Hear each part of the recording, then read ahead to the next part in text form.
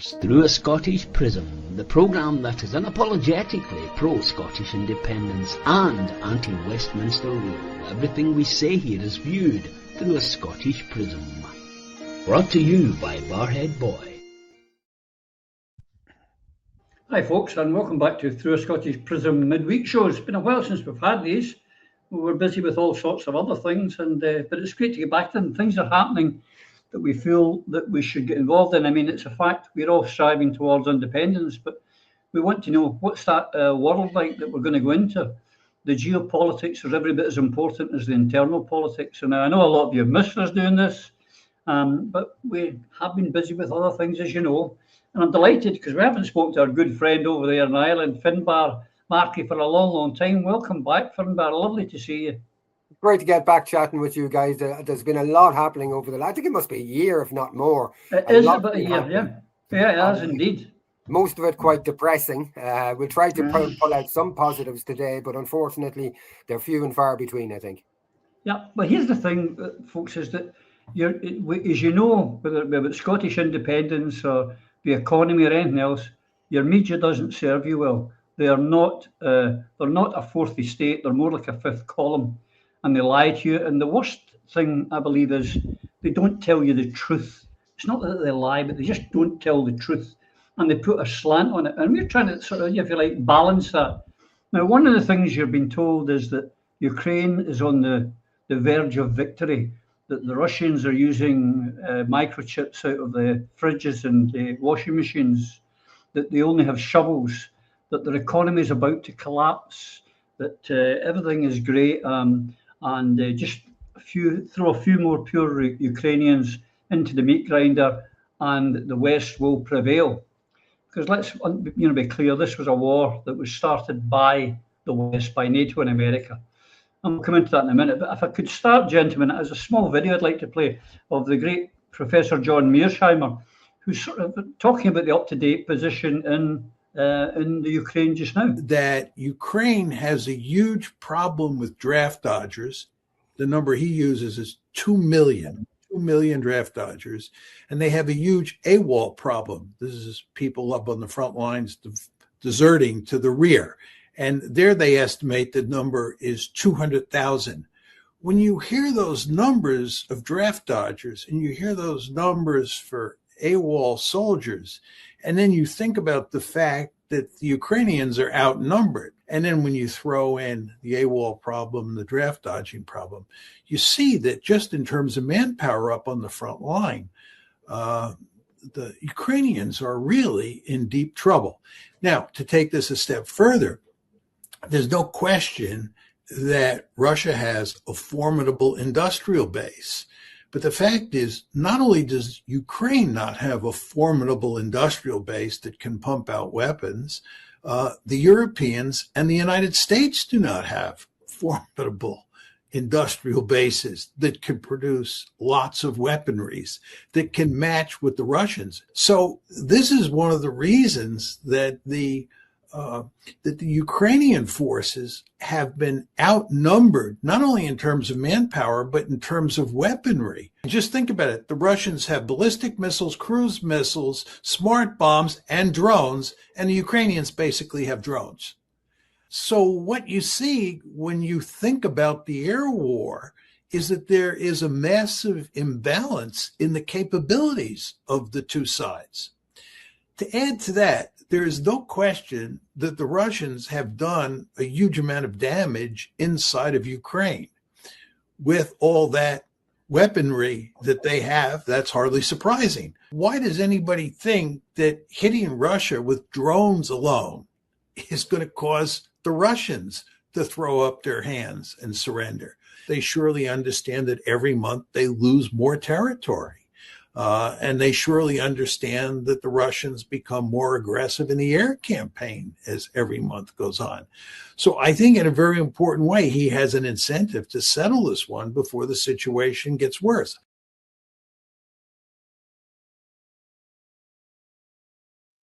The brilliant John Mearsheimer there, Finbar, laying out the problems that the Ukrainians have. And the other thing is air defense. There's virtually no air defenses anymore over Kiev and the vast parts of Ukraine and the Russians have been able to hit whatever they like with impunity. It's a terrible time. It really, from a Ukrainian point of view, it would be a sensible thing to come to some peace agreement. Yeah. I think the last time we spoke, Roddy, you had a sense that, and I can't remember which city had fallen, but there was a general sense that the Russians were just going to roll right across to the Dnieper River, and it was all going to be over at that stage. And I responded at the time that I felt that this is going to be dragged out, and that the Ukrainians, well, really NATO, let's be realistic, NATO is proving itself to be very, very adaptable when it comes to this, because they're not concerned about losses. They're not concerned about the 1.5 million men mainly that have been killed and maimed on the Ukrainian side so far. And so I've noticed the capacity for drone production on the side of the Ukrainians has increased as their capacity to mobilize men has decreased. And the new panorama of war that has come out from the Ukraine-NATO war with Russia is that drones are the way forward on the ground. You can launch as many ballistic missiles as you want. You can take out. Ultimately, to take a region, you have to mobilize men into that region in the end, and those men have to hold that region. Drones these days can be organized from across borders, and although I think you used the phrase earlier, there's a climax coming with regards to Russia's advances in Ukraine. I don't think there's an end coming, because the NATO alliance, especially the Europeans and the UK, they're determined to drag this out. And even if it is a case that Russia moves right over to the Dnieper River, takes all that land and holds that land, this is going to go on using drone warfare. Now, I've seen the videos from both sides of soldiers trying to avoid those little small drones that are going to blow them up. And they're horrific videos. And there's somebody operating those drones from a very safe area. So this idea that everybody that's recruited in Ukraine goes to the front lines is not the case anymore. Many of them become drone operators, and they can operate from quite a distance. And that's where this is going. So I don't see an end to this, because just a few years ago, we would have said, okay, when the Russians take up to the Dnieper River or say that they've succeeded, there'll be a guerrilla warfare campaign operated by the Ukrainians, driven by NATO. But guerrilla warfare has suddenly changed since the beginning of this war, because now it's about drones, small drones. It's not about putting bombs on roadsides anymore. It's not about launching face-to-face attacks on troops and transport on roads and things like that. It's about drones, and that's where the change is. Ukraine has increased its capacity dramatically. And a response to that is that the Russians have been bombing industrial areas that potentially have the capacity to make drones within Ukraine itself. And we can see that. There was in Kiev, central Kiev, section 3 it's called, or area 3 of central Kiev last night, there was a massive warehouse area, I think 50,000 square meters, blown up with a ballistic missile. And it had up to apparently 15,000 drones sitting there in stockpile waiting. Now, these aren't all enormous drones that will be sent over to, well, not enormous, but small aircraft-sized drones that will be sent to Moscow. These are really small articles that can do a lot of damage on the ground, where the war will have to go in the end. In the end, Russian troops will have to go into this area. Now, I, from the beginning, have said that I fully understand where Russia is coming from. If you put on your realpolitik hat and you take off your humane hat, I understand where the Russians were coming from with regards to the international game of chess that was being played against them with the Ukraine war. There's been so much killing. There's been so much destruction. And I would appeal, nobody's listening to us here in Russia or in Ukraine, but I would appeal to both sides to really, really consider peace, and to both sides swallow some pride and bring this to an end, because the horrific videos that continue to come out, the forced mobilization videos that are coming out in their hundreds now from Ukraine, the videos in their hundreds of young men being chased through fields by these little automated machines that are being driven by somebody miles and miles away. and they're shooting at it. They're running around tree stumps to try to avoid these drones, and eventually they know they're going to be exhausted and they're going to be blown up in the next minute or two. And that's what usually happens. Yeah. It has to stop. And I think pride on both sides has to be swallowed. The key problem is that Zelensky will not talk to Putin. In fact, he introduced a law a year and a half ago banning the Ukrainian government from actually entering into talks. So that's a big problematic, but it's a horrific situation. Yeah. Last night, Zaporizhia was hit again. There was a steel plant hit. Near collapse. Produces fortification type steelworks and also steel for armor jackets, things like that, and steel to cover, to make these drone protection systems that they have around their personnel vehicles now. So that was hit last night. A lot of ballistic missiles hitting, but ultimately I don't think this is going to come to an end until there's an agreement that's signed on paper, because it'll turn into a guerrilla drone warfare, and NATO and the leadership in the EU and the UK are never going to let this go. Yeah, the problem is that they can't admit we got it wrong or we get beaten. That's the problem. But Phil, Finbar, of course, is right about the drone wars, but something I got, it's not, for people who understand this, war's not like, the old Second World War where you threw 150,000 men onto the beaches and advanced in behind tanks and armoured cars. But the one thing that surprised me, they're moving about in twos and threes. But recently I saw a video of Russian troops openly in daylight, and it was a full platoon marching towards Kramatorsk and Slavansk, and they were right there in the open, and there was no sign of the Ukrainian drones, which was surprising. But I've also heard that Starlink, the Russians are hitting Starlink left, right, and centre, and Elon Musk recently has been refusing to speak to the Ukrainians. It really is, as Finbar says, a bloodbath. It's horrific. It has to stop. Yeah, but that's the problem. It plenty of opportunities to stop. What you just mentioned was the war book has been completely rewritten. The traditional Western forces is geared for air power and sea power. The asymmetric war, particularly with the Iranians, have completely turned it all around. And what's happened in Russia with drone warfare, originally the Ukrainians were ahead of the game, and you have massive, really wide no man's land that is just deadly to go. And what these drone strikes do is the drone operators create this massive no man's land areas, no man's land, and to counter the jamming systems for remote controlled ones, they've got very thin fiber optic cables that run very, very light, and they can travel quite an ever expanding distance. And what they're doing is these drone operators go in, they suss it out, they go in wee groups, and these operators find originally military targets, but then when they haven't got a military target, that's horrific, as Finbar quite rightly says, horrific imagery and videos of civilians being blown up because they can't find anybody else to kill. And this comes back to something that we need to talk about, which is, who started this? Okay, there's a really the truth is that people really need to do their homework on this. They need to figure out who actually started that, and all you need to do is look up the Maidan Revolution of 2014, and since then, like 14,000 Russian-speaking Ukrainians were killed, murdered by the Ukrainian government. And then in 2022, enough was enough, and Russia had a special military operation. Now, what is the difference between a special military operation and invasion? Because everybody said Russia invaded Ukraine. No, they didn't. Invade in the literal term, but not in the militaristic term, because Operation Barbarossa, we compare it to that, Germany's invasion of Russia in 1941.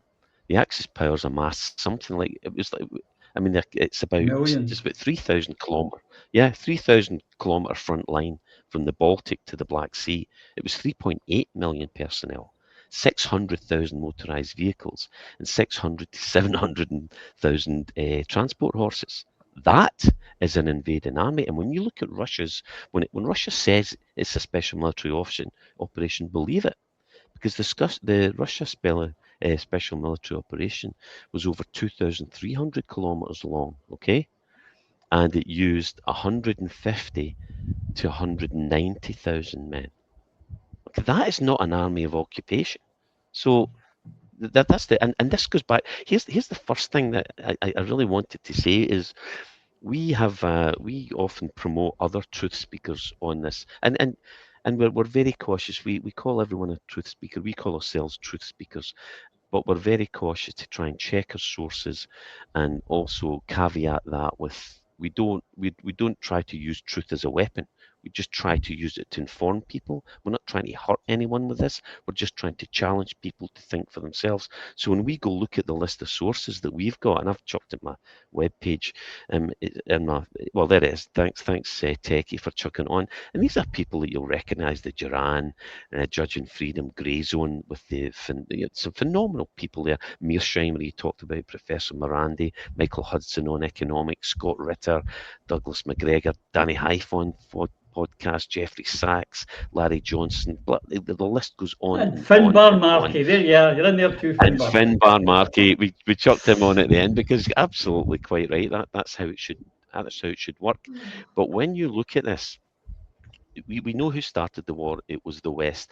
And Boris in 2022, just not long after this special military operation started, was sent over as a representative of America, the European Union, and the UK to scupper the negotiations, because the lead negotiator, top Ukrainian negotiator, said they had an agreement until Boris turned up, which would have kept the key issue that Russia was seeking was stop your couriering up to the Russian border with NATO's constant expansion. And this goes way back after the Cold War, 1991, when the wall came down.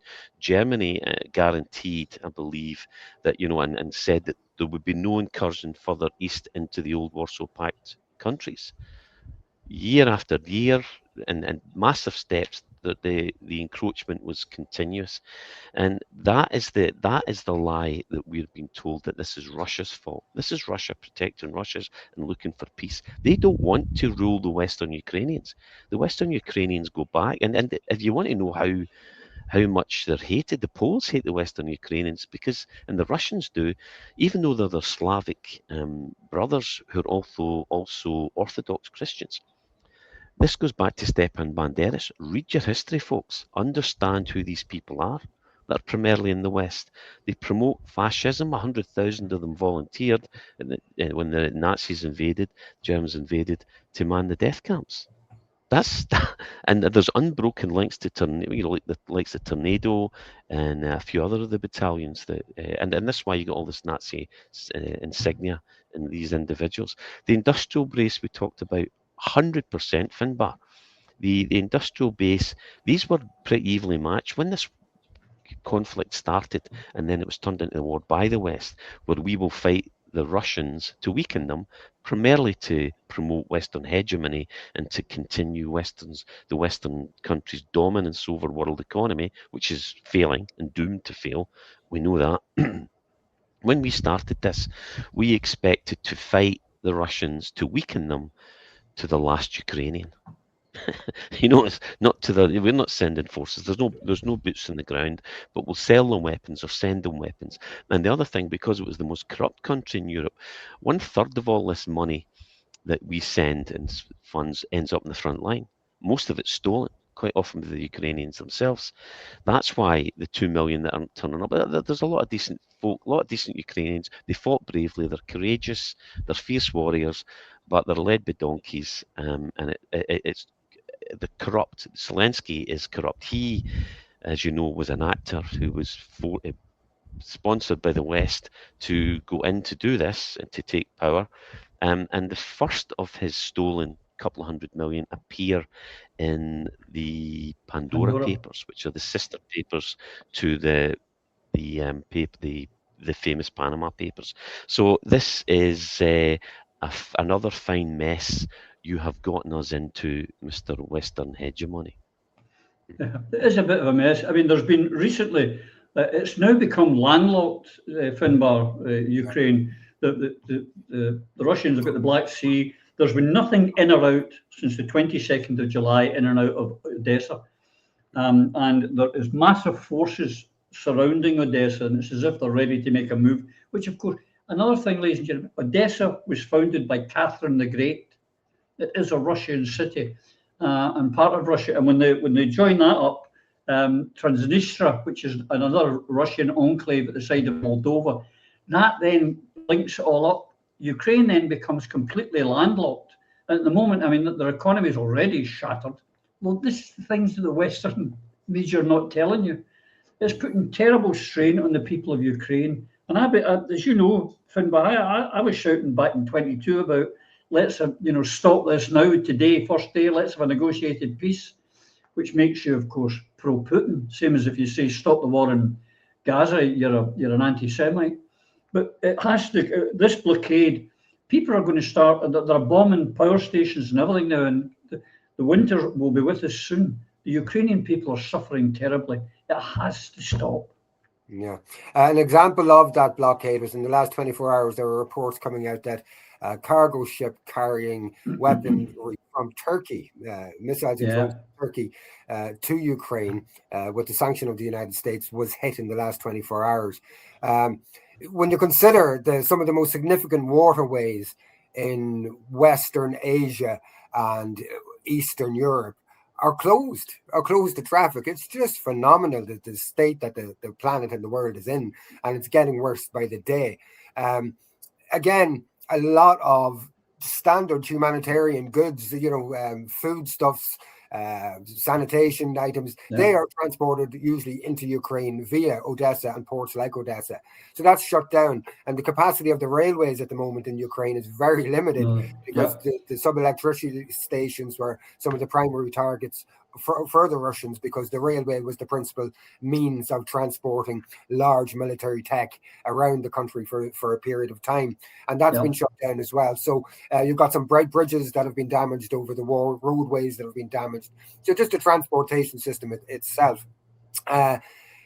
Is this going to spread into Europe is a question that I think needs to be asked in any significant way, because we're being told on the one hand that the Russians' ultimate plan is to take over Europe, to invade the UK, to take over Ireland. I'm the chair of a residents association here, and I was out doing some of the flowers and the pots on the green yesterday, and I got chatting to a neighbour, a guy in his 50s, late 50s, and he said, what do you think about this Russian shadow fleet off the coast of Ireland that was in the news this morning? And so I just said to him, oh, you mean the Russian cargo vessel, the commercial cargo vessel? So I explained to him what that was, but this just the language, everything, that. But when we look at the way Iran has responded to Israel and the United States, that it understood that if ultimately you want to win this and bring this to an end, you have to go for the satellite states that are facilitating the attacks on you. And since Iran's actions, which are very clear, that they take out all the military assets in Qatar, Jordan, Bahrain, the UAE, which is Qatar, obviously, all around Saudi Arabia, they're willing to do that. And that really has created a stalemate in that situation at the moment. But I've noticed a lot of commentary asking, why isn't Putin doing this? Commentary from inside Russia and commentary from outside of Russia asking, well, have the Russians actually shown a weakness in Putin by his failure to do this? Now, Putin, I understand Putin. He's a very, very careful man. I've been watching him for a long time. And he has a history of Russian diplomacy that goes back 300 years. So in terms of his willingness to be off the cuff in his responses and knee-jerking in his reactions, you're not going to get that from Putin. Nor are you going to get that from his inner circle, I think. But there's a lot of pressure on the Russians, internally and externally, to actually widen this out and to say to themselves, because the question has to be asked, okay, when you take out all those production plants in Ukraine, when you take out all their tech sections in Ukraine, a lot of it's already operating from Romania, operating from Poland. And will they just increase their capacity to operate from there, knowing right well that Putin is never going to do anything about that? So what is the ratio chance that Russia will eventually lob something over an EU border? And what do you think that the EU response to that would be? I think that's a formidable question. Yeah, I don't see that myself. The other thing is they've closed off all the roads and access in and out of Odessa. All so they can't even get goods to the. If the ports were open, they wouldn't get into the Odessa anyway. And the other one is that they're hitting locomotives in the railways as well. And the idea is they're going to cut that Polish railway off, and they're going to starve them out. But the West, and it's their favourite thing. Let's have a regime change, get rid of this government, and they've done it in Iran. They want rid of Putin, Phil. But they could get someone like Medvedev. He's a nutter. Yeah, he's a hardcore nutter. They would, be careful what you wish for. I don't believe for one moment that the Russians now earlier on the Russians are smart and they do not want to try and occupy and run Western Ukraine. They don't want to do it because they're not popular. They know that these are a people that hate them. Most of the neighbours hate the Western Ukrainians, and that's the Polish. The Second World War, they've got the memory of the massacres of Poles, hundreds of thousands of Poles murdered by these same Banderists, Stepan Banderas. Look it up, folks, read it. But these boundaries, this is something people want to people come at me and say, how can you support Russia? And I says, well, I support justice and fairness. And the adult in the room in the conflict in Iran are the Iranians. The adults in the room in the conflict in Ukraine are the Russians. That's the reality. That's the metric I use, not jingoistic flag waving. You look at the boundary. As you said, Roddy, Ukraine was ever landlocked, right? 14th to 18th centuries. It was the Polish-Lithuanian Commonwealth primarily, and the east was controlled eventually, latterly in the 14th and 18th centuries, with the Grand Duchy of Lithuania, and then the Crimean Khanate, and then the Russians took over, and then the Cossack. There was an organization, a Cossack group, but then in 18th, 19th, in eastern Ukraine, it was the Russians, the Russian Empire. And only since 1917, in the Russian Revolution, was there very briefly between 1917 and 21, the People's Republic, the Ukrainian People's Republic, which was communist, right? But after 91, that's when modern Ukraine came into being, the fall of Russia, the fall of the Soviet Union. And the other conflation we constantly hear is that how can you deal with these commies? You idiots. The communism, it's dead. It finished with the fall of the wall, and Russia is a democracy. And it is also the other thing that people need to bear in mind is that Russia, what Putin did, and one of the reasons I admire a lot of what he's done, is when the wall came down, the Americans persuaded the Russians to carve up all the money and give it to oligarchs and let the West invest in it. Why? Because with Western investment, the West would control all these resources. That's why Western hegemony wants war with Russia, so it can control its resources, wants to keep China down, and wants the oil out of Iran. If you don't understand that, read about Mossadegh in 1953 and the West, the CIA involvement with the Brits, and the company that I used to work for, BP, was originally the Anglo-Persian Oil Company, and that was born out of the stealing of this oil from the Persian people, the Iranians at the time under Mossadegh, who was democratically elected, and we put in the Shah of Iran, who on Black Friday slaughtered many Iranians, and put in a Western orientated dictatorship for the benefit of our corporations. This has been the story forever. Forever and ever, and it just never ends. And this is what we're seeing now. We're seeing we were looking for the heavy metals and the wealth of the Donbass. That's why the Donbass was a target. That's why it was targeted. The wheat fields of the breadbasket that was Ukraine, Monsanto and the big Western companies want to control that. This is why we went to war. It's not the people, it's not the American people, it's not the British people, it's not the European people, it's the people that control us and the people that control our politicians who control us. The politicians are simply the highest level of servant. And you remember that when this wall came down in 1991, that's the Ukraine we're talking about. Prior to that, as you quite rightly say, Roddy, Catherine the Great founded Odessa. I mean, it's the battleship Tomakin. I can't believe that's the right pronunciation. This is a famous city in Russian terms. And many of the oblasts in Ukraine are Russian-speaking, were predominantly Russian-speaking, and were traditionally Russian. That's what people are not being told, and this is why we got to access the media, the truth speakers, and do your research. And this is the hard point, because people have got enough in their lives without trying to figure all these lies out and cut through the bullshit that we've been served on a daily basis by the mainstream media. When you look at that history that you've just outlined, something else does stand out, and it's the fact that Russia, throughout its entire history, has a record of the ability to integrate people from different cultural backgrounds into a sense of Russia that is not exclusionary. It's not white, it's not blue-eyed, it's not dark-skinned. It's a multiplicity of ethnicities that can stand together and proudly say that they are Russians, but we're Kazakh Russians, or we're Cossack Russians, we were Tartar Russians, or whatever the case might be. And so that's something that I think the West doesn't understand with its very white orientated history of colonialism over the last while as well. And one thing that does stand out as well, you were saying that this never ends. I think we're starting to see an end to it now, because China's way over there, and America for a long time has been, the end game is China. Ultimately, we're going to have to go to war with China, and we'll do all of these war games and everything else. And after doing all of this blowing and puffing, it stands in front of China and cuts its own wrist and is bleeding out in terms of its war with Iran, its war in Europe. It has no military industrial capacity to be able to keep up with this. So its plan was to bleed out Russia, but it's now bleeding itself out between Russia and Iran. And China's sitting over there, and China's saying, okay, we're going to have to take a little bit of an economic hit with all of this crap. But ultimately, it'll ensure that we don't have to face down the United States over the next 25 to 50 years. Yeah, you did say communism is not working, Phil. I would suggest if you look at China, it seems to be doing all right there.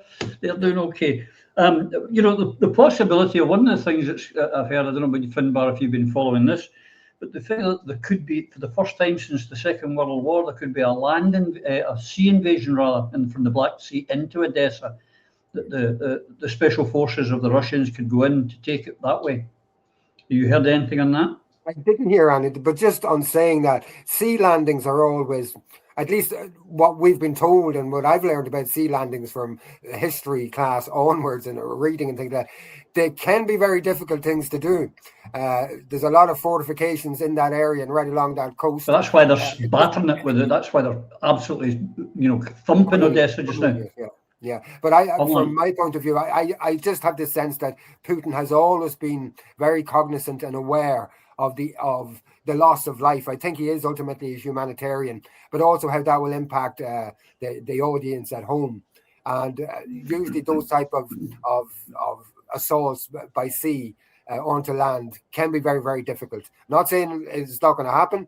It's just I can see a lot of logistical problems in that, rather than doing what you've already said, which is to lock the place down, not allow any, at least military hardware in or out, and see what the results of that are.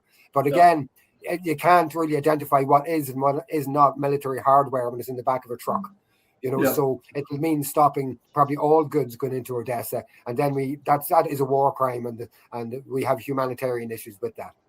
I was even with all the assaults on Odessa recently, one civilian, which is one too many, was killed, and they're shouting about the barbarity of the Russians, and they're silent about the ones that have been killed in Iran and the ones that have been killed in Russia. I mean, the Ukrainians are hitting civilian targets in Russia; they're not hitting the military targets, which is a terrible shame. Which brings me on, this war is going to rumble on for a while yet. But just so people understand, and guys, you can come in on this, don't believe what you've been told that victory is nigh on for Ukraine. Ukraine has been stepping back ever since 2023 after their failed offensive. Russia is gaining ground every single day. They were never going to be. It's like Mexico would never beat the United States of America, or even Canada. It's just not going to happen. Ukraine can't. And NATO's doctrine up till now, Phil, has always been like a Second World War doctrine, in the way they trained their troops and buying all the tanks and armoured cars and teaching them how to fight in platoons and battalions and brigades. And along comes this war, and as Finbar talked about, it's all changed with drones and ballistic and hypersonic missiles, of which Yeah, the and West has no hypersonics. yeah, All this is the defence. bizarre thing, and we're finding out it's even more pronounced. The asymmetry or asymmetrical warfare is even more pronounced in Iran, which we'll come on to. But there's a couple of things we should talk about here. You're right, the Russians are advancing and saying what one of your earlier points, Roddy, was why aren't they just sweeping through? Well, here's the bottom line: the Russians value not losing their manpower. They know that offence, you lose more men in offence than you do in defence. And what they've done is they've fallen back. When they looked at the length of this line in the special military operation, they started with 150,000 to 180,000.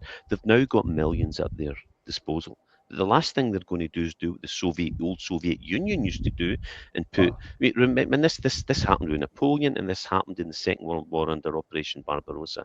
Was quite famously, look at Stalingrad. You get three men running, the Russians. The first guy's got a rifle. The guy behind him has got a magazine clip, and the third Russian is empty-handed to pick up whatever he needs to pick up. And behind them are Russian machine guns, and if they turn around and turn back, the Russian machine guns shoot them. That's how the Soviet Union used to fight when Stalin lost. And people don't understand it. Was it about 30 million Russians lost their lives in the Second Not World far War? off. And the second one, everybody shocks by a distance, with the Chinese. Nobody talks about that. Everybody talks about all the war films are the Americans or the Brits or the whatever, and you talked about sea invasions. Remember the Dardanelles when the Americans were talking about getting in to Strait of Hormuz? Absolute madness. This modern warfare, sea attacks are extremely dangerous now. Especially now that you don't need to have a navy or an air force to defeat an invading force. If it's your country, your territory, it's logistics. Logistics are everything. And if you're fighting a war halfway around the world, chances are you're going to lose. It's all right when the Americans were doing what the Brits used to do, which was you'd pick on a nation that were fighting you with sharpened sticks and ripe fruit, as the Monty Python joked, because you can command over them like guns and modern technology and warfare. But these systems are ever changing. The first taste Britain got of this was in the Boer War, where the Afrikaans, the Boers, um, were into guerrilla warfare and took out. You remember Waterloo, guys marching in a straight line with a big white cross on, walking into a wall of fire. That's how wars used to be fought. It's all changed now. These drone warfare's completely changed and rewritten the book. The West is still to learn it. Our armies are nowhere near ready for it. The Americans aren't. They're not adapted. The hardest and most advanced army in the world right now is the Russians. They're battle hardened. They've got they know how to use and counter the most modern technology, because give Ukraine its due and the fun and what we've given them. They have had some of the most advanced technology, but what they did was they adopted the Soviet rule of throwing waves of men after waves of very brave Ukrainian men, and we have to hand that over. We have to acknowledge that, as the Russians do. They get a lot of respect. But here's another thing, something Finbar said. There's a great, what the Russians have been very good is absorbing and integrating the different nations and the different. It's something that we have failed in the West to do quite deliberately, because what we're doing is we're using immigrants as an excuse to allow the elitists to continue to rape us blind while the people pay for it, while blaming immigrants and poor people. There's something called the Jewish Autonomous Oblast, which is Russia's only autonomous oblast, established in 1934 as a Soviet homeland for Jews. And this was set up, and it's 1.5 times the size of Israel. From memory, it's over near the Chinese border in the east, but it's a Jewish autonomous oblast. And people say, well, why would the Jewish people go there? Well, because quite frankly, Ashkenazi Jews, which make up predominantly over 60 to 70% of the Jewish peoples currently in Israel, have no Semitic blood in them at all. They are effectively Turks who converted to Judaism and are primarily Caucasian or from that Turkish area, that area.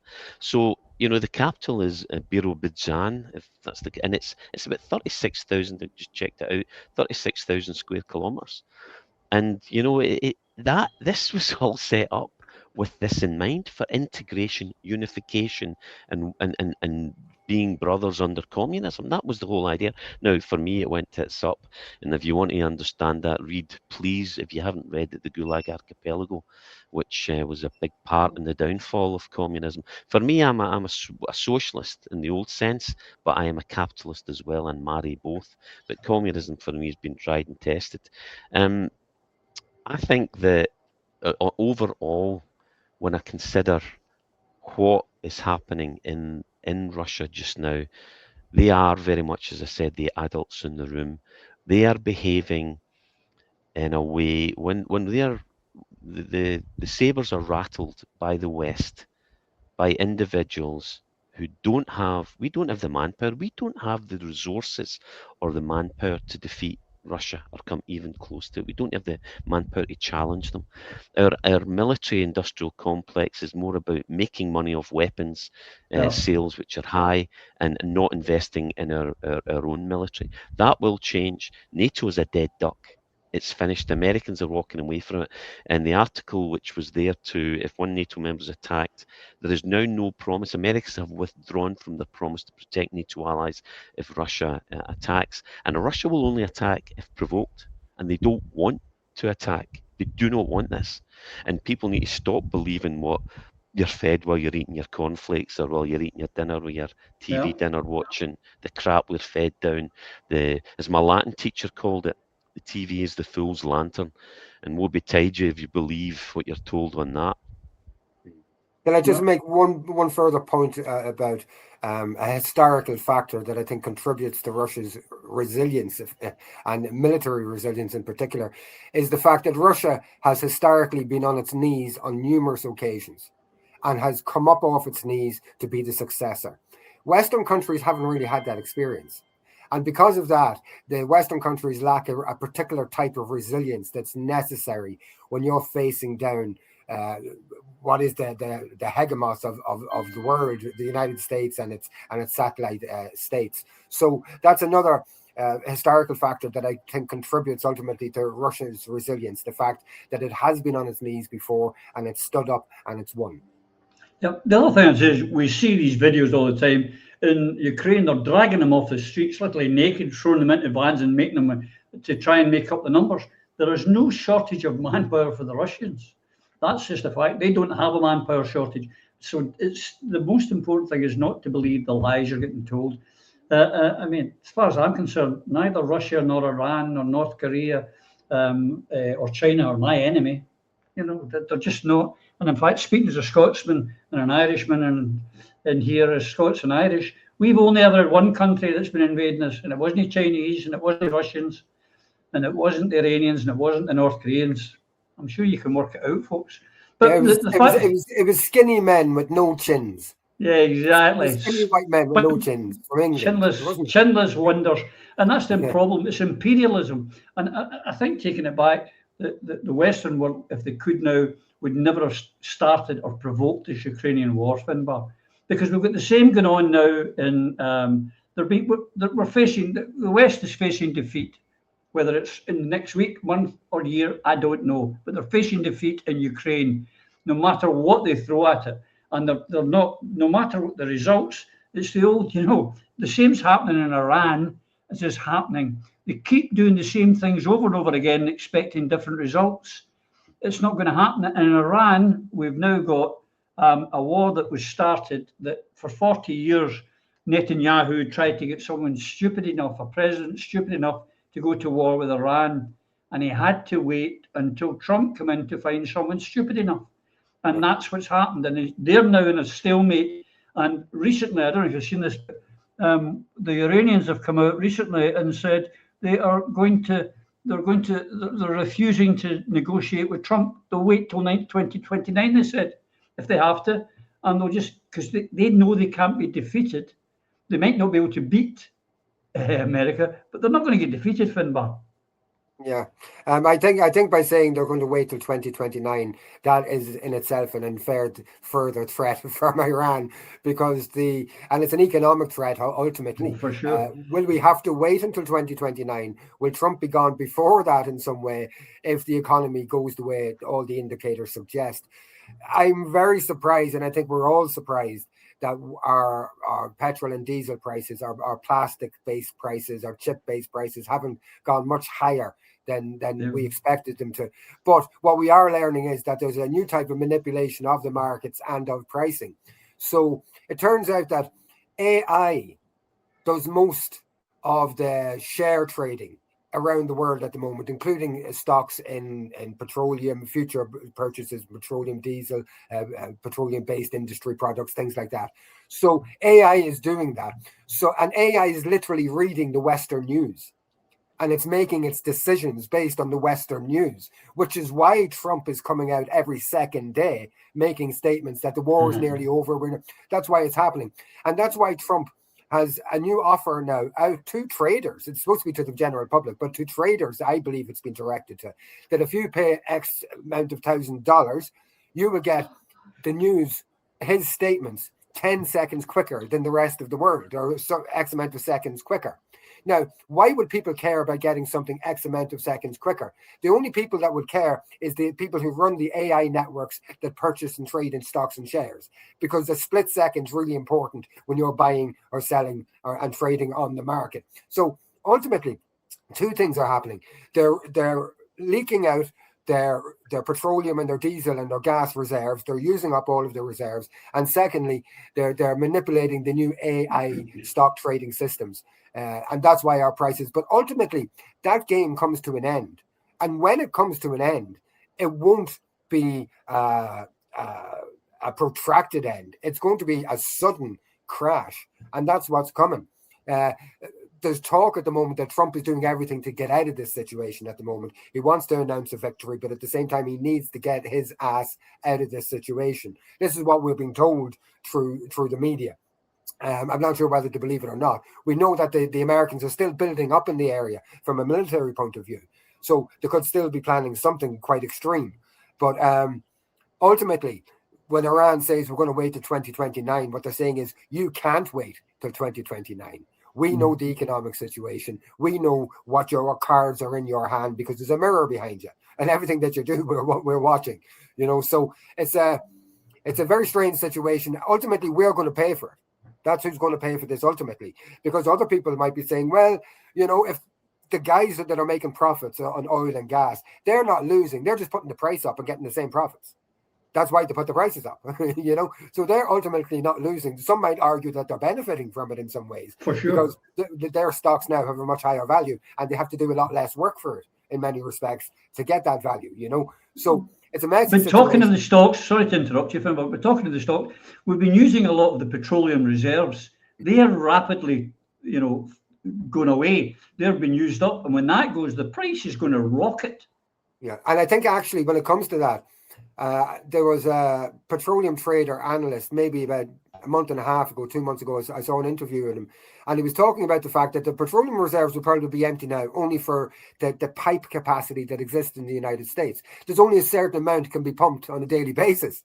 But if they had the option and had double the pipe capacity, they'd probably start piping out twice as much a day, and the reserves will be falling twice as quickly.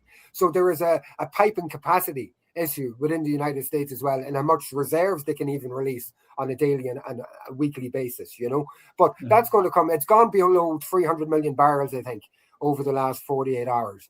So it is going down. Europe is in a much worse position than the United States in terms of those things as well. And things that people don't think about, phosphates that come from the petroleum byproduct industries as well, which goes into so many things that we don't think about. From MMR scans and things like that in hospitals to the production of plastics, to our food industry, to our fertilizers, all of that kind of stuff. We cut off the fertilizers quite a lot from Russia, and it's now very limited from Ukraine, and now we've cut it off as well from the Middle East. Urea in particular comes a lot of it from the Middle East, which is very important. So this is going to have a cumulative effect. It's going to hit us all at the one time, I believe. Yeah. If only Scotland had oil in its own refinery, we would be okay. Oh, imagine, same as Ireland. If we only had that. If we only had oil in our waters. But here's the thing, Phil. I would suggest that hubris, supremacy, arrogance of the West is why they're in Ukraine and why they're in the Middle East. And here's what the Ukrainians are saying now to the Americans. If you want peace, Iran says the Straits of Hormuz will not reopen until the United States corrects its behavior, with the Supreme National Security Council Secretary Mohammed Bagher Zolgar, I hope I've pronounced that correctly, laying out 6 demands. And there they are. End all threats against Iran and insults to the country's sacred values. Permanently end the war and aggression against Iran and its allies in Lebanon, Palestine, Yemen, and Iraq. Lift the naval blockade and withdraw US and naval air forces from around Iran. Pay damages for what they call 2 wars of aggression imposed upon Iran. Lift the US sanctions against Iran. Unconditionally release the frozen and seized Iranian assets. And in effect, these are the terms that they will accept. And it's actually surrender terms, isn't it? Basically. Well, to be honest, it's just enforcing that all of these are in the existing memorandum of understanding. As Dr. Morandi points out, Iran, it's very much, this is why I call the Russians and the Iranians, I would say, the adults in the room, because they've got a position that is a fair position. Stop killing our people. Stop trying to deconstruct our country. Stop trying to hurt us. And let us be, let's get free trade going, and let's treat each other as equals. That is not too much to ask for any people.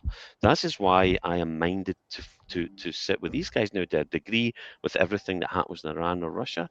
Probably not. But I tell you what, at the moment, if you've been in the Russian underground, it's a damn sight safer than the US underground, in New York, for example. You go.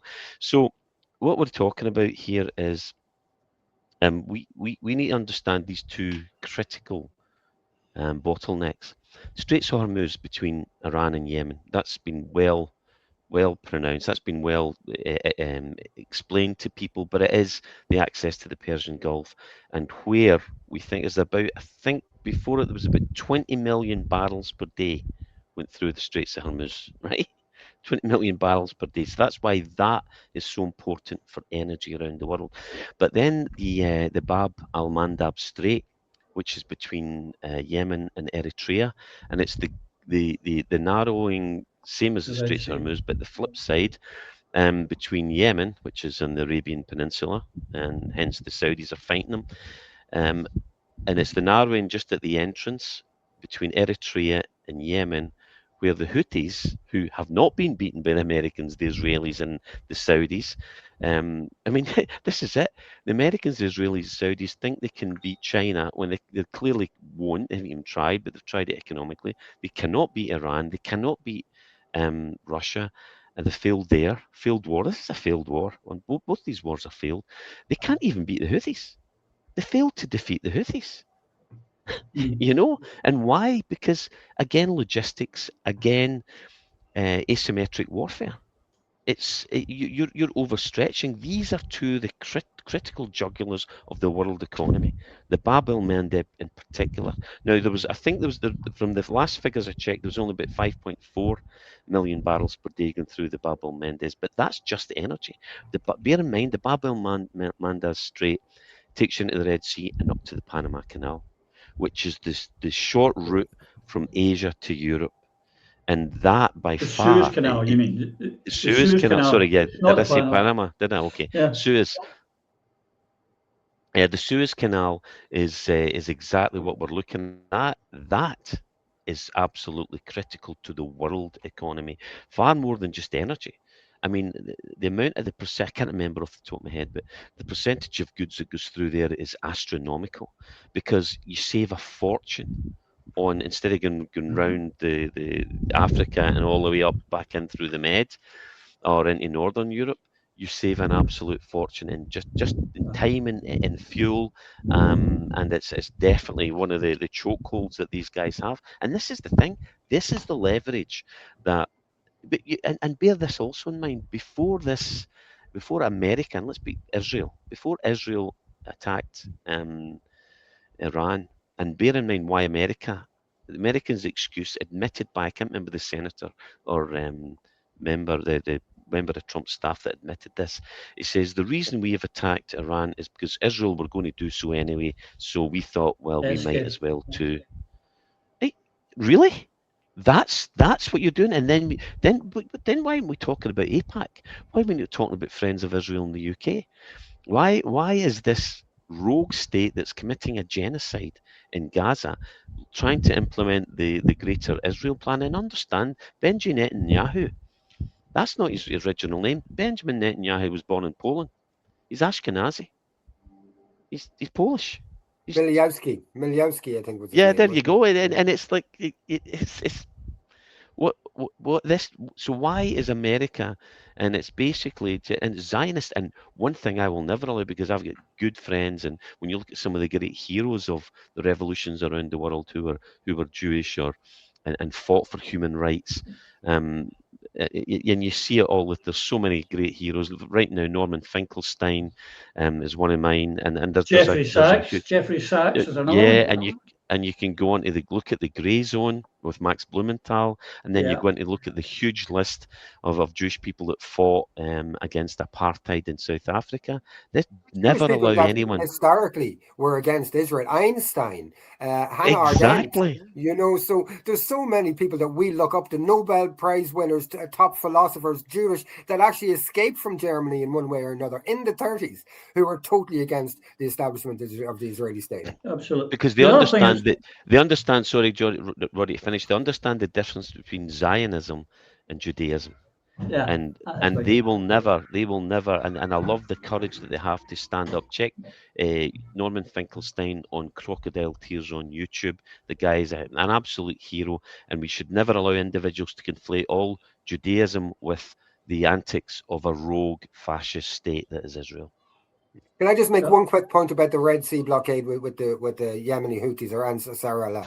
And it's this, that along the periphery, when we think that the Yemenis are doing really well, we have to watch what's happening in the periphery, because right across the coast beside Eritrea, you have a new country that the Israelis established, essentially called Somaliland, right? And that's been established. So these geopolitical changes that we think, they played a long game here. So what the Israelis did was they created chaos in Somalia. Through Qatar, they financed so-called Islamic extremist militant groups, which they're mercenaries. They're not dedicated to any religion. That's what these guys are. Israeli paid mercenaries through Qatar. The same as Boko Haram and other groups like that in West Africa. And so Somaliland has now been established. It is a complete ally it's a creation really of Israel. And so they are creating new layouts on the chessboard geographically and from states' points of view around that area. So we don't know what they're planning in the medium to long term either.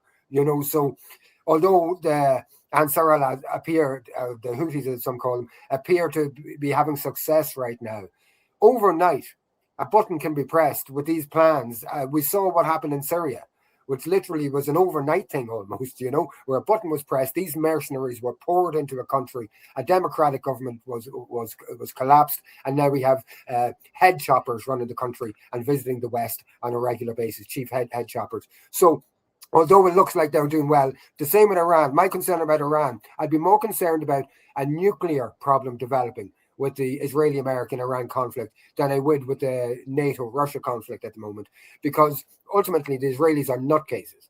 They're led by nuts. They have been so radicalized, their population, that I often see on Israeli media people calling for Iran just to be nuked, and everybody support, nobody coming in saying no, that's a bad idea. So although it looks like Iran is way ahead now, it looks like Ansar Allah are way ahead now.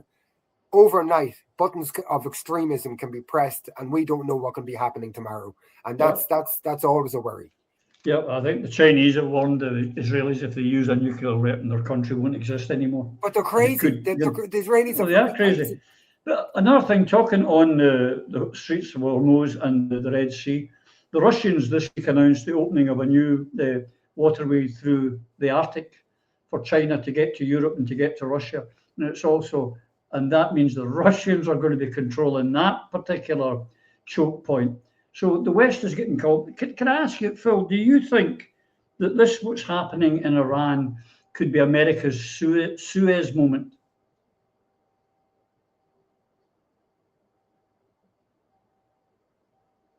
You better send me a quid, mate. The irony on that is that it was the Americans' ascendancy to power and the demise of the British and French influence that was the Suez crisis. So their Suez moment, yes, is the answer. But I think it happened before then. The demise of Western hegemony came around through BRICS. The rise of basically the global South, as it's been called now. I mean, we call the Middle East because it's halfway between empirical. London That's how and the India. British Empire labelled it. The rest of the world call it West Asia. So and you can't rename the Gulf of Mexico the Gulf of Trump or the Gulf of America. It's not the Gulf. It's the Gulf of Mexico, and these idiots will be taken for what they are, idiots. But you talked about the North Atlantic gap. Can go on to that in a bit. Is this a Suez moment for America? Yes. I think it's the culmination of a steady decline since 1979.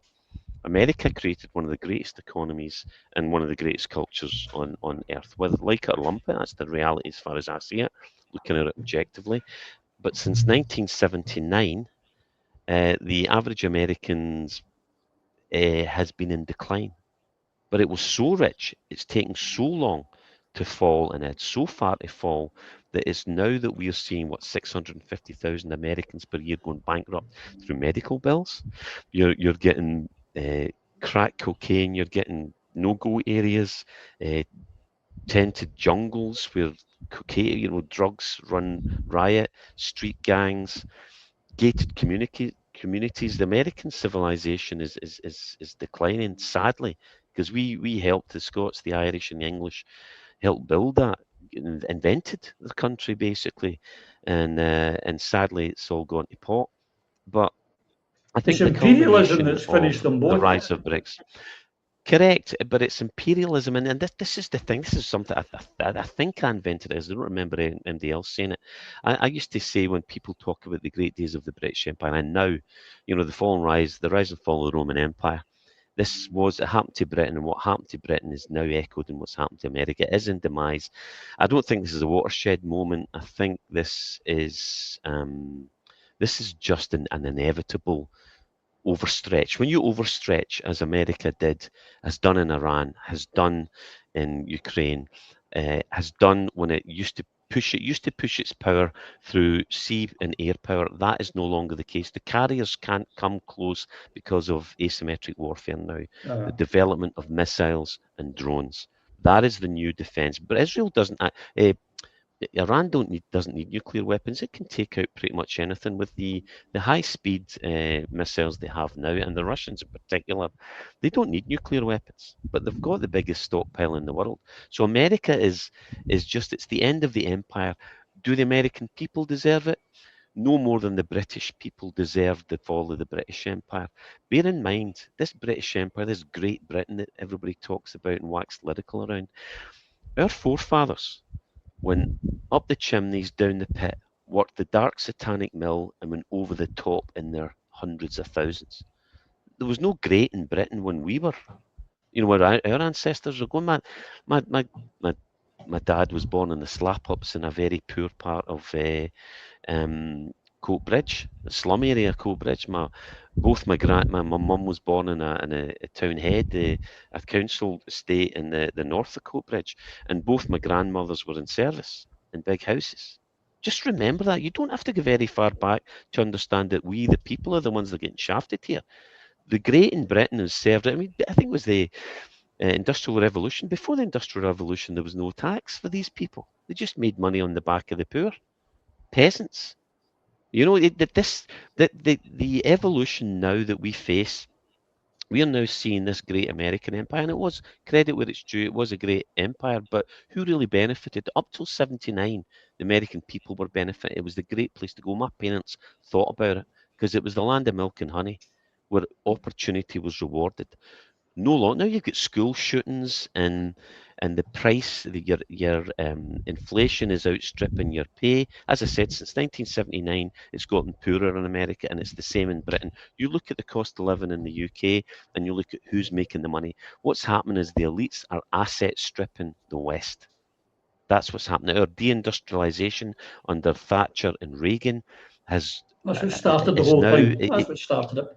It's absolutely appalling, and the demise. Watch the healthcare system completely disappear before your eyes. You're seeing the demise of the education system. Once Scotland had the greats, we had 5 universities when England did 2. The Scottish Enlightenment. There's a reason why all the Scots have invented so much, because we cared about education. Do you know? You look at the Iranian and Russian leaders. They're educated, particularly Iran. Iran is one of the most highly educated people on the planet, sophisticated. This is an ancient culture that's 3,600 or 900 years old. And you think that Israel, what was it? I think the leader, I can't remember which one it was, one of the Iranian leaders. This is a civilization that's 3,600 years old. When Israel threatened to wipe it off the map, the guy said, "Do you think I'm frightened because a country younger than my dad says they're going to beat us up?" And the bottom line is, when you look at the size of Iran, you cannot defeat it. Look at what happened in Afghanistan. Britain, France, the Russians, the Americans. You can't win in there. You can, Isn't it? and Iran's very similar, even bigger with greater resources. Yeah. Isn't ultimately most of these problems, maybe Iran is a bit more nuanced, but most of these issues that we've discussed today revolves around the idea of, it was a Thucydides trap, the idea that if you're the dominant figure in a grouping, and in a commercial or economic grouping, that you will have to go to war to stop your neighbors coming up to your level and maybe surpassing you economically. And so when we have been looking through the lens of the West with regards to China and Russia, a lot of that was about the fact that their economies, by playing ball fairly in the global economic system, that their economies were rising to the level, if not at times, like China, for instance, beyond the United States. And so, Thucydides was I think he was a Roman general, and one of the principles or the lessons that he learned from his life was that this is normally what leads to war, that the dominant empire being afraid that other people are going to come up to their level. Now, when I was a young fella, I used to always wonder to myself about world poverty and things like that. Well, is there any way that we could all just sit down together as nations and level the systems in some way? Or is that just an impossibility? Would we have to take a bit of a hit or to lift up our brothers in the East, or whatever the case might be? Is that possible in some way? But China, over the last year, has dramatically and on purpose reduced its housing costs and its cost for commercial properties, and almost halved, I believe, from what I read, have halved its housing costs as a part of economic policy. And everybody from the West was saying, "Oh, that's going to collapse the economy. It's going to be." Turns out it hasn't impacted the economy whatsoever, and it's put so much more money into common people's pockets that we're spending money on housing and things like that. And when they're perfect, I believe over 90% of Chinese adults own their own homes, So we have this idea that you can't own anything in China is absolute crap. But my point is this: they were able to make that radical economic shift over a year in a very structured, managed, and organized way, which had a fundamental positive impact on the economy and on people's lives. They've introduced a law recently that AI is not allowed to take over quality jobs, that it can take over menial jobs and jobs that really people ideally shouldn't be doing. And this is the very communist or socialist concept of how you plan an economy. But so radical economic things can be done at a 1 billion person nation level. So can it be done at a 9 billion person world level, that we can sit down together and say, instead of seeing our future purview or our diagnosis as ultimately war and our prognosis that we're going to have to go to war, instead of that, can we all sit down and say to ourselves, how can we balance the world that we all share economically? Because we're on this little tiny bit of dust in the galaxy terms that's floating around, a little light in galaxy terms that's floating around other big pieces. We're so small and insignificant. Can we not work together in some way, ultimately? And I think the problem is we've got sociopaths in leadership positions right around the world.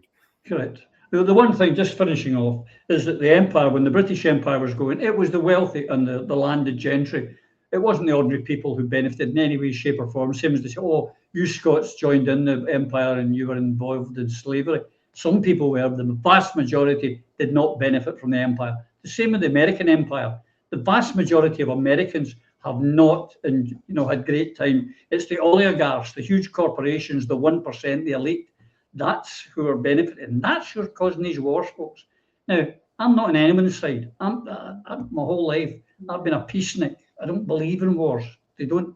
All you get is dead bodies, and eventually you have to, as Finbar says, you have to eventually. Every war ends with people talking. As Churchill even said, the warmonger himself, stop war, jaw.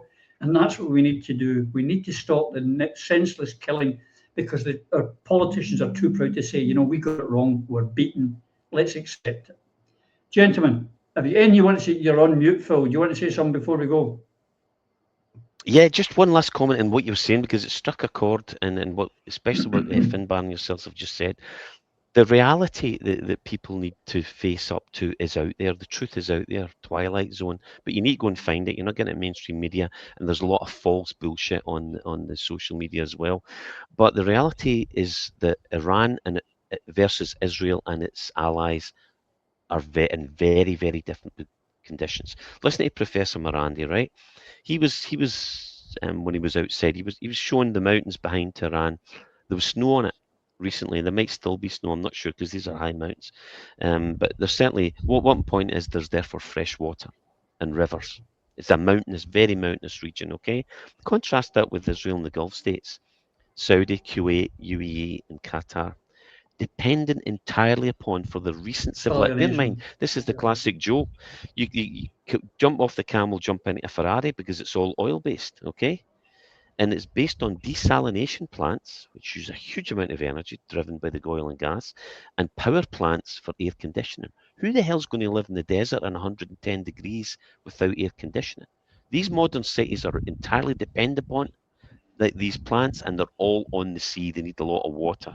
So if the infrastructure, and all the infrastructure for Saudi Aramco that the Houthis are hitting, Kuwait, which has defied UAE, have been threatening, everybody that's allied to Israel and is supporting the war against Iran, really, and it's not the people. I think something like about 70% of the Bahrainis are Shia.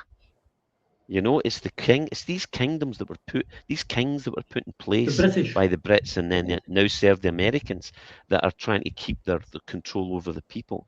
But all Iran needs to do is take out the desalination plants and the power plants, and these countries will empty. Correct. Absolutely empty. Absolutely. My oldest granddaughter was born in Dubai, and she was born in August, and we went out in the July, to help out and all that. I remember stepping out the plane in the airport. Folks, if you've never been there in the summer, you don't want to go there. Oh, I love the heat. No, you don't. Not that much. And Phil's right. These places would fold in minutes. It would be a catastrophe. Anyway, the clock's beating us. I want to thank you, Finbar. Great to see you again, my friend. And we'll be doing this again regularly. And you don't get to chat about these things in our regular lives quite often when we're talking to our neighbours and friends. So it's good to have two like-minded people who want to talk things out and try to get a bit of truth and a bit of common sense out onto the airwaves. And hopefully we'll get a bit of traction. And if anybody's watching this, if they could like and share it and do whatever they can to get common sense onto the airwaves. Sure. And, for those of you who are going to come on and say, those three guys are anti-Semites and pro-Putin and pro-communist, bullshit. We're anti-war, we're anti-imperialist, and we're anti the lies that you're being told. Now, I hope maybe this has gone some way to help. If there's anything you want to answer, ask us again. We'll be back. But until we see you and yours, please take care. Bye, Phil. Bye, Roddy. Bye. Through a Scottish Prism, the programme that is unapologetically pro-Scottish independence and anti-Westminster rule. Everything we say here is viewed through a Scottish prism. Brought to you by Barhead Boy.